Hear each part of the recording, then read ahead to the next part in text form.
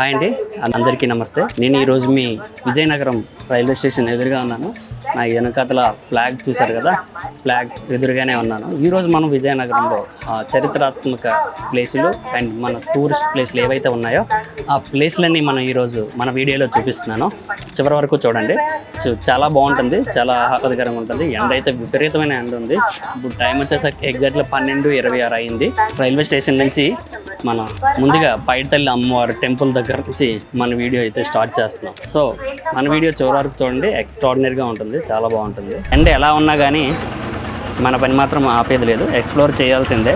So విపరీతమైన ఎండ అయితే ఉంటుంది. ఐ థింక్ నాది 35-37 అలా పర్సెంటేజ్ అయితే ఉంది. వీడియోలోకి వెళ్ళిపోయే ముందు ఒక లైక్ చేయండి. అండ్ ఒకవేళ మీరు సబ్స్క్రైబ్ చేయకపోతే సబ్స్క్రైబ్ చేయండి. వీడియో చివరి వరకు చూడండి, చాలా బాగుంటుంది. ఈ రోజు మధ్యాహ్నం సరిగా 12 గంటల సమయంలో నేను విజయనగరం ఎక్స్ప్లోర్ చేయాలని అనుకున్నాను. డైరెక్ట్గా రైల్వే స్టేషన్ వైపు బయలుదేరాను. కానీ అనుకోకుండా నా దారిలో కనిపించింది మన పైడితల్లి అమ్మవారి ఆలయం. అది కేవలం అత్యధికంగా అనిపించలేదు, ఒక పిలుపులా అనిపించింది. అందుకే వెంటనే ఆలయంలో అడుగుపెట్టాను. నేను అమ్మవారి దర్శనం కూడా చేసుకోకముందే ఇక్కడ ఒక అద్భుతమైన అనుభవం ఎదురైంది. అన్న సంతర్పణ రూపంలో అమ్మవారి ప్రసాదం ముందుగానే నాకు అందింది. సాధారణంగా చాలా చోట్ల ముందుగా దర్శనం తర్వాత ప్రసాదం ఉంటుంది, కానీ ఇక్కడ మాత్రం ప్రసాదం ముందుగా దర్శనం తర్వాత ఈ క్షణంలో నాకు అనిపించింది అమ్మ తన పిల్లాడిని ముందుగా ప్రేమగా ఆదరించి తర్వాత తన దర్శనం ఇచ్చినట్టుగా. ఆ అనుభూతి మాటల్లో చెప్పలేను. నా వ్యక్తిగతంగా నేను దీని అమ్మవారి ఆశీర్వాదాలను భావిస్తాను. టైం ఇలా ప్రాక్టికల్ గా ఒక దైవ అనుభూతిని నేను ఫీల్ అయ్యాను. అందుకే నా మనసు నమ్ముతుంది, పైడితల్లి అమ్మవారి కరుణ కంటే ఆమె ఆశీస్సులు ఎల్లప్పుడూ మనతోనే ఉంటాయి.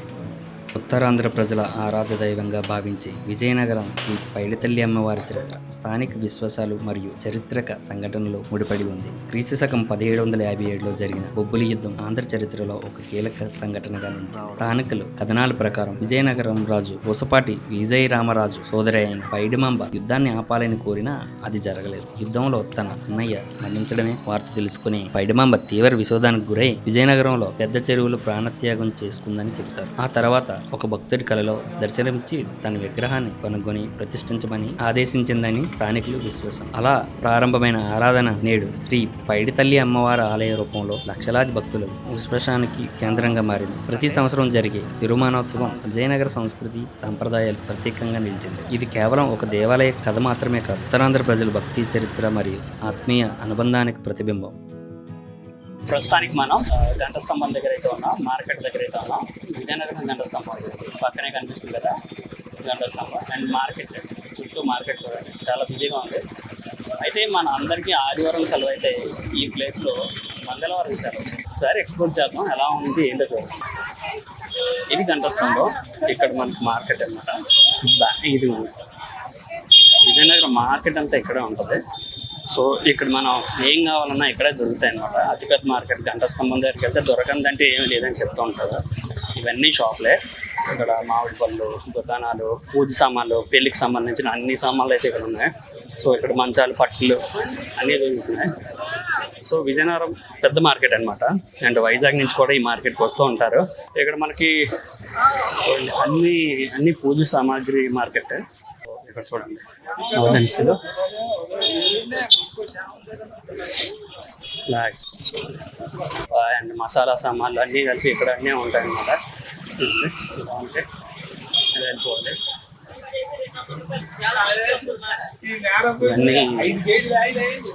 ఇవన్నీ పూజ సామాన్లే అండ్ వంట సామాన్లు, కిరాణా అన్నీ ఇక్కడే ఉంటాయి. వీడియో చేస్తుంటే అందరూ వింతగా చూస్తున్నారు అనమాట. మరి ఇక్కడ చాలా రోజులు ఎలా ఉంటుంది కాబట్టి.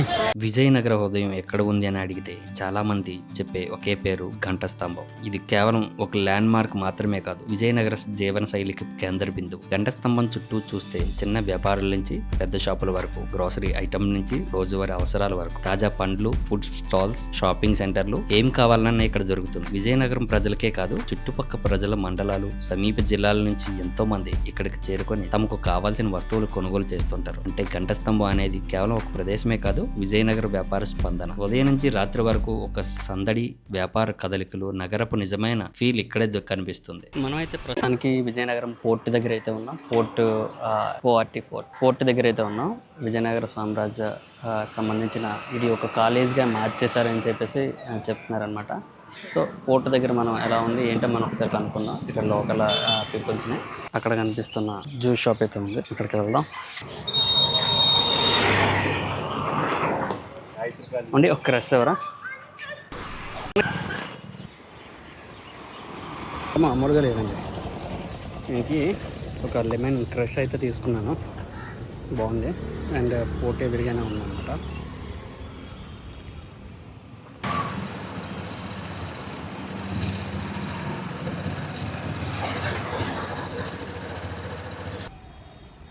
ఫోర్ట్ పెద్దది ఇదంతా. ఈ ఫోర్ట్ అంతా కాలేజ్ కింద తయారు చేశారనమాట. ఎంఆర్ కాలేజ్ ఇప్పుడు ఇందులోనే రన్ అవుతుంది అనమాట. ఎంట్రన్స్ స్టార్టింగ్లో లెఫ్ట్ సైడ్ మహాలక్ష్మి అమ్మవారి and right side Anjaneya Swamy temples రెండు ఉన్నాయన్నమాట. జస్ట్ ఇక్కడ స్టార్టింగ్. ఇప్పుడైతే మనం పోర్ట్ దగ్గర ఉన్నాం. ఇది ఎంట్రన్స్ లోపలికి వెళ్తే ఇలా కాలేజ్ ఉంటుంది. సో ఎంఆర్ కాలేజ్ ఇక్కడ ఉందన్నమాట. మీకు చాలా బాగుంటుంది. పోర్ట్ అనేది చాలా పురాతనమైనది. ఇప్పటి వరకు ఎండ విపరీతంగా ఉందండి. ఇక్కడికి వచ్చాను, చెట్లు అయితే చల్లగా ఉంది, చాలా చల్లగా ఉంది. గ్రాస్ చూడండి, అంత గ్రీన్ గ్రాస్, చాలా చాలా పెద్ద చెట్లు. ఐ థింక్ నాకు తెలిసి ఇంకా పెద్ద చెట్లు ఉండేవి, ఇవి కట్ చేసినట్టున్నారు. ఇక్కడ ఫ్యామిలీకి సంబంధించిన ఇమేజ్ అనమాట ఇది. 1947 వరకు ఎవరైతే మనకి రాజులు ఉన్నారో విజయనగర కోటను పరిపాలించిన పసుపట్టి పెద్ద వీర రామరాజు గారు ఇక్కడ ఫస్ట్ ఎస్టాబ్లిష్మెంట్. అండ్ 1995 వరకు రామరాజు గజపతి రాజు గారు ఇక్కడ దీన్ని పరిపాలించారని ఉందన్నమాట. సో మనకు దీనికి సంబంధించి దేవవర్మకు సంబంధించి ఇక్కడ పెద్ద మ్యాపే ఉంది. విజయ రామ గజపతి 1924-1945. ఇక్కడ మనకు ఎవరు ఏంటి అనేది శిలాపాలికల ద్వారా ఇక్కడ వేసారనమాట. మనకి ఏంటి విజయనగర సామ్రాజ్యం నుంచి కాశీకి మార్చిన మహారాజులు అసలు ఏంటి, వీళ్ళు ఏం చేశారనేది ఈ చుట్టూ ఈ శిలాపాలికల ద్వారానే పివిజి మహారాజ్ ఆయన విగ్రహం ఏంటి అనేది ఇక్కడ ఉంది చూసారా. అశోక్ గజపతి రాజు గారు చైర్మన్, సునీల్ గజపతి రాజు గారు శ్రీమతి. పిల్లర్స్ రాజమౌళి సినిమా లాగా పెద్ద పెద్ద పిల్లర్స్ అయితే ఉన్నాయి. చాలా బాగుందండి మొత్తం. మళ్ళీ కాలేజ్ వెనకాతల లోపల మనకి ప్రోగ్రామ్స్ అవి జరిగే ప్లేస్ అనమాట. ఇక్కడ ఫ్లాగ్ హోస్టింగ్ అది ఇక్కడే జరుగుద్ది. చుట్టూ గోడ ఉంటుందండి, చాలా బాగుంటుంది. మీరు ఇందాక చూస్తున్నారు కదా, ఇది ఫ్లాగ్ హోస్టింగ్ అది చేస్తుంటారు. ఇదంతా గ్రౌండ్ చాలా బాగుందండి. రాజుగారు అంటే రాజుగారేనండి, బాగా కట్టారు కదా. చాలామంది ఇక్కడ చదువుకున్న వాళ్ళు ఉన్నారు. ఈ ఎంఆర్ కాలేజ్ మన కోటలోనే స్కూల్ అండ్ కాలేజ్ వరకు మనకి ఇక్కడ ఉంది. ఎవరైతే చదువుకున్న వాళ్ళు కామెంట్ అయితే చేయండి. ఇక్కడ లోన్కి వచ్చి మీకు కోట కోసం ఇంకా బాగా చెప్పగలిగితే మీరు కింద కామెంట్లో చెప్పండి. ప్రతిరోజు నిండుగా ఉన్న ఈ ప్లేస్ ఈరోజు ఇంత ఖాళీగా ఉందడానికి కారణం ఏంటంటే సమ్మర్ హాలిడేస్ అండి. చాలా బిజీగా ఉన్న ప్లేస్ ఇది, ఈరోజు ఖాళీగా ఉంది. చూడండి, రాజుగారి ఈ కోట ఖాళీగా ఉంది. నుంచి ఇందాకలా ఒక ఫోటో చూపించాను కదా, సో అది మనం బ్యాక్ వచ్చాము. ఇప్పుడు ఇది బ్యాక్ సైడ్, ఇదిగోండి బ్యాక్ సైడ్ చూపిస్తాను. లోనికి వెళ్దాం. ముందుకి అవుతుందండి ఇది ఓపెనింగ్, అండ్ వాటరింగ్ అది చేస్తున్నారు. ఇది బ్యాక్ సైడ్ గేట్, వెనకాతల గేట్ అనమాట. చూడండి, ఫోర్ట్ చాలా పెద్దది ఉంది కదా. సో ఇక్కడ గార్డెన్ కూడా మెయింటెనెన్స్లో చాలా బాగా చేస్తున్నారు. ఫోర్ట్ గోడలు చూడండి, చాలా పెద్ద పెద్దవండి. ఈ గోడ చైనా గోడ కంటే పెద్ద వెడల్పిగా ఉంది, డబల్ ఉన్నది అనమాట. సో చుట్టూ కూడా కాలేజ్ చుట్టూ లోపలికి ఇలా వెళ్ళొచ్చు. గోడ మీదకి వెళ్ళడానికి దారి అనమాట. స్టెప్స్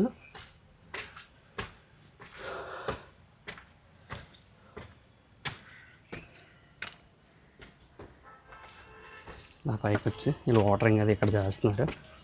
బాగుందండి, మెయింటెనెన్స్లో అయితే చాలా బాగా చేస్తున్నారు. ఈ బ్యాక్ సైడ్ మనం ఇందాక ఉన్నాం కదా ఆ ప్లేస్. వాటర్ ట్యాంక్లా ఉంది ఇది, వాటర్ ట్యాంక్ అనుకుంటా. వాటర్ నిల్వ చేయడానికి బాగుంది కదండి. మొత్తం అంతా ఇక్కడ కనిపిస్తుంది. కోట యొక్క గోడలు చూడండి ఎంత పెద్దదిగా ఉందో. గోడలు కనిపిస్తుంది కదా, గోడ చాలా పెద్ద గోడలు అండి. గ్రాసరీస్ అవి చాలా బాగున్నాయి. చూడండి ఇంత పెద్ద గోడలు, ఇంత హైట్ ఉంది. ఇంకా పైకి స్టెప్స్ అవి ఎక్కేసి వచ్చాం. పూర్తిగా దీన్ని 2024లో ఓపెన్ చేసినట్టున్నారండి విజయ గజపతి రాజు గారు. సో అప్పటి నుంచి ఇక్కడ దీన్ని మెయింటెనెన్స్లో అయితే చూసుకుంటున్నారు. చాలా బాగున్నాయి. సో ఈ పూల కుండీలు చూడండి ఇలా ఉండేవి అనమాట. ఇంత డిజైన్గా ఉంది చూసారా, చాలా పెద్ద పూల కుండీ ఇది. చూడండి అలా చుట్టూ ఈ వాల్ చుట్టూ పెద్ద పెద్ద పూల కుండీలు అయితే ఉన్నాయి. కుండీ ఇంత ఉంది, నా దగ్గరికి ఉంది, నా షోల్డర్ దగ్గరికి ఉంది పూల కుండీ. చూడండి ఇంత పెద్ద పెద్ద పూల కుండీలు ఉన్నాయి చుట్టూ.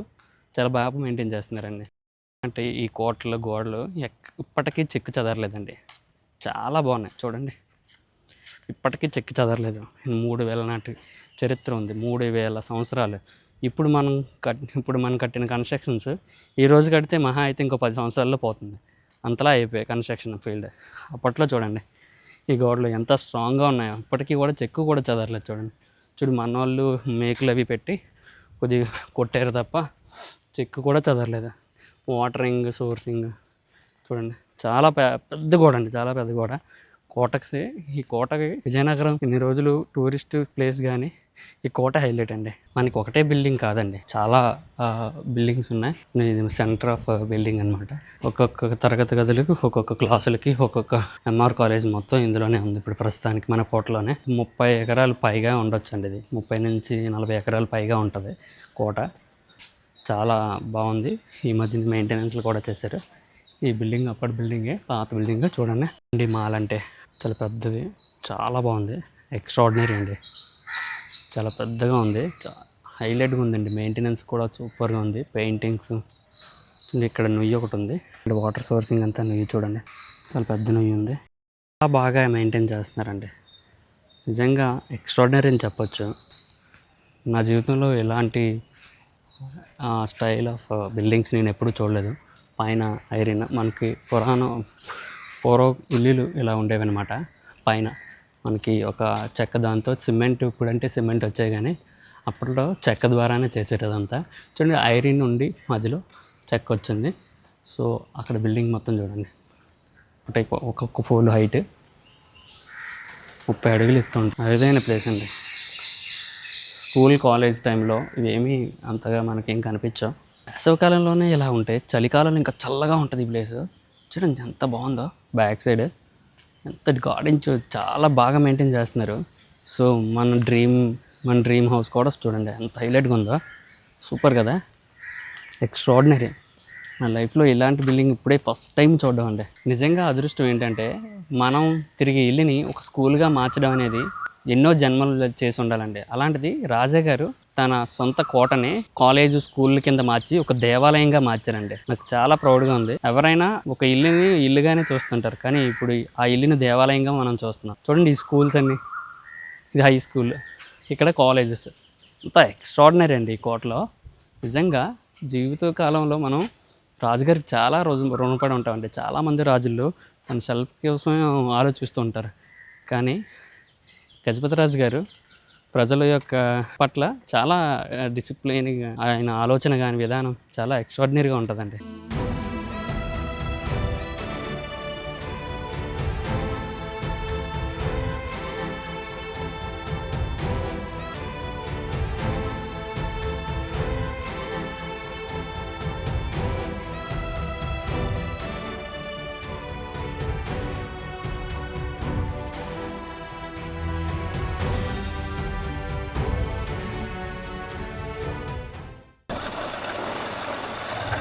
రామతీర్థం కిందనైతే ఉన్నాం.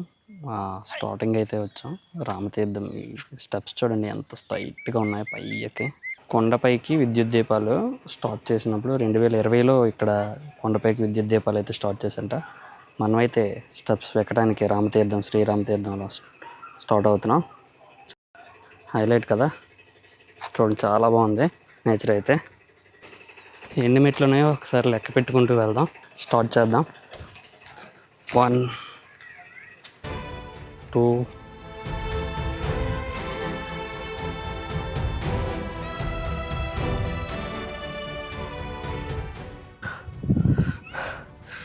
100 మెట్లకి అండి. అలుపు వచ్చేస్తుంది 100 మెట్లకి. చూడండి ఎంత అద్భుతంగా ఉంది నేచర్. ఆహాహా, 100 మెట్లకి చిన్నపిల్లలు నడుచుకుంటూ వచ్చేస్తున్నారు. చిన్న పిల్లలు. సూపర్గా ఉందండి.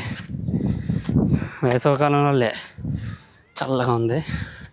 కొండెక్కే కొలది గాలి చల్లగా తగులుతుంది. చూడండి చుట్టూ పొలాలు, చెట్లు,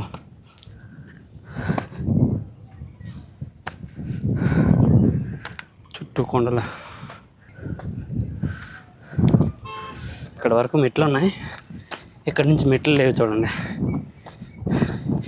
ఇక్కడ మెట్లు లేవు. ఆటో వాళ్ళ నుంచి ఇలా ఐథింక్ నాకు తెలిసి మెట్లు నిలబడలేదేమో. ఐథింక్ నాకు తెలిసి పోయి ఉండొచ్చు. కింద కనిపిస్తుందా చూడండి, ఎంత ఆటవాలుగా కనిపిస్తుందో.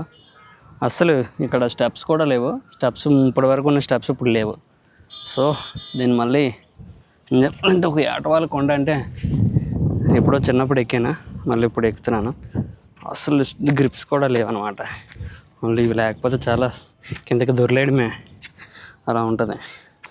అసలు ఎక్కాలంటే ఒక సాహసమైనా చెప్పాలి. మార్నింగ్ లేదా ఈవినింగ్ ఆ టైంలో మాత్రమే పెట్టుకోండి రామతీర్థానికి. ఆఫ్టర్నూన్ ఎక్కలేరు, చెయ్యలేరు. ఎండ కాలు కాలిపోతూ ఉంటాయి. చూడండి ఎంత డేంజర్గా ఉందా కొండ. చూడండి కొండ.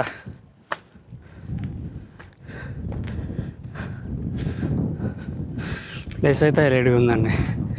చూడండి స్మోక్ ఆల్రెడీ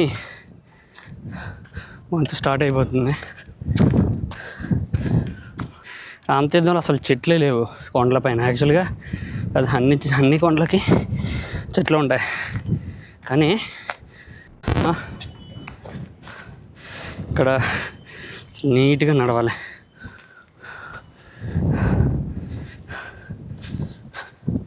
చాలా ఆటవాలుగా ఉంది. ఎక్కడో ఇలాంటి కొండ కోసం తమిళనాడులో విన్నాను, రామతీర్థంలో వింటున్నాను. మనం టెంపుల్ దగ్గరికి అయితే వస్తాం. ఎక్కుతుంటే ఇంకా ఎక్కువ అంటుంది కొండ. శ్రీరామ.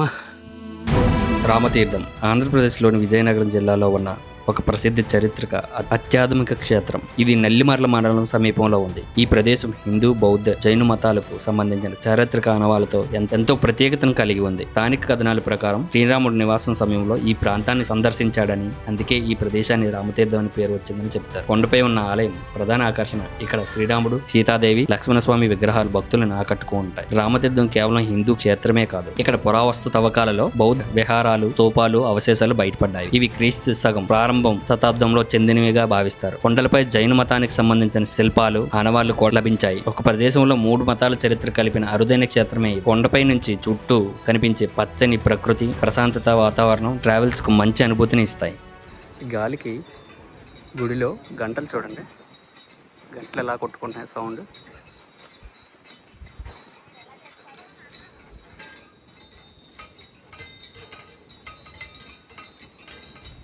ఇది సాయంత్రం 5 గంటల వరకే ఉంటుందంట టెంపుల్. సో దాని తర్వాత క్లోజ్ అయిపోతుంది. మీరు ఎప్పుడైనా రామతీర్థం వస్తే ఎర్లీగా రావాలి, అంటే 5 లోపే రావాలి. అంటే మీరు 5 కల్లా గుడి దగ్గర ఉండేటట్టు చూసుకోవాలి.